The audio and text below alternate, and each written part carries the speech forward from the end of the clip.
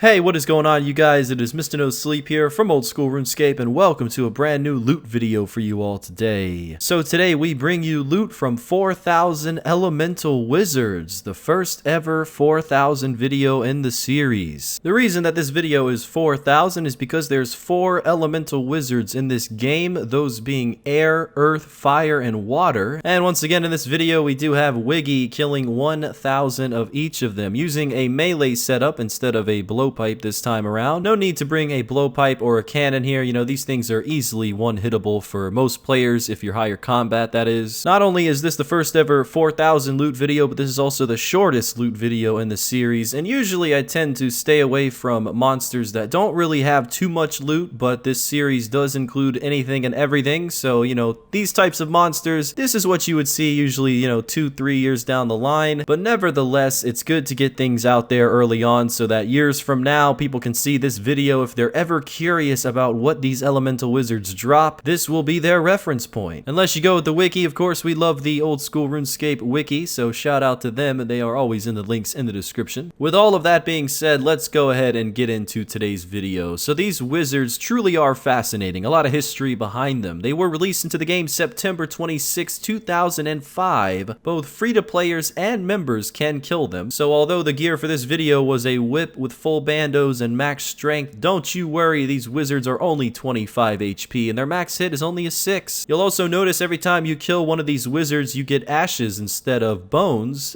You would expect bones from a traditional wizard around RuneScape. However, these wizards were released alongside another NPC who goes by the name of Malignius Mortifier. Now this guy is a necromancer just north of Port Sarim, and he cannot be attacked, but you'll always see him around these wizards. I would imagine that he is the one who actually brought these wizards into existence. It does say on the wiki that he's capable of summoning creatures. This includes skeletons and skeleton mages, as well as zombies or ghosts. So I guess these are just reoccurring spawns of his creations, and the drops from them are pretty to the point. Every wizard, depending on which it is, you know, if it's an earth wizard, it's going to drop earth runes and an earth talisman. If it's a water wizard, you can imagine what that's going to drop, or you can just check out the rune light loot right there. So you really can only expect 2 things from these wizards, and that's just runes and talismans. You know, there's not a rare drop table, there's not a ring of wealth drop table, there's just the ashes, the runes, and the talismans. Now, talismans were introduced into RuneScape in 2003, so these are a couple years after that, but I guess it's cool that there is another thing in this game that gives you talismans, seeing as the main, you know, source of them I would imagine would be Dagannoth Kings, which brings me to my next point. The only talisman that's really valuable out of all of them amongst these wizards would have to be the Fire Talisman, and this is because this is the only talisman out of all of these that is not dropped in a noded form at Dagannoth Kings. You know, you'll always see anywhere from 50 to 75 of these earth, air, and water talismans during the course of your Dagannoth King task, or by many other monsters in RuneScape, but the Fire Talisman truly does stand out as one of the only ones that is not dropped in a massive quantity.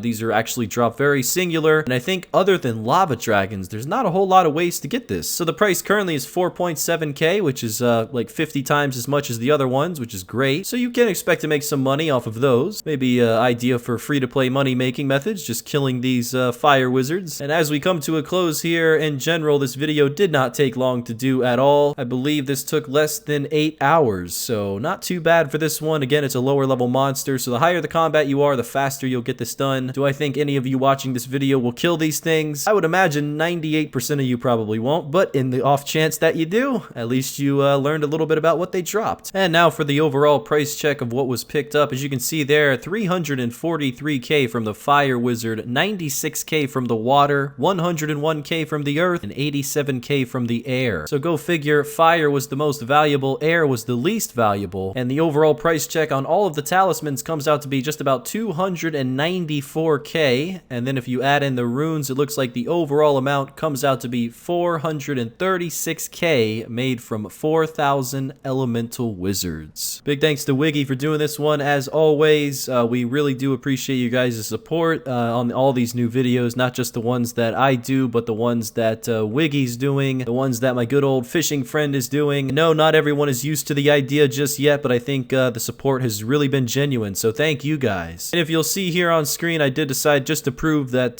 these were in free-to-play as well, so I killed a few of them. As you can see, the talisman sold right away, so you're expecting to make just about 4.5k from that Fire Talisman. Not too bad. bad for a low-level wizard. Well, that's it for now, guys. Thank you so much for watching the video. I will see you guys tomorrow with another one. And like I said, a lot of videos to come. And until next time, guys, Mr. No Sleep out.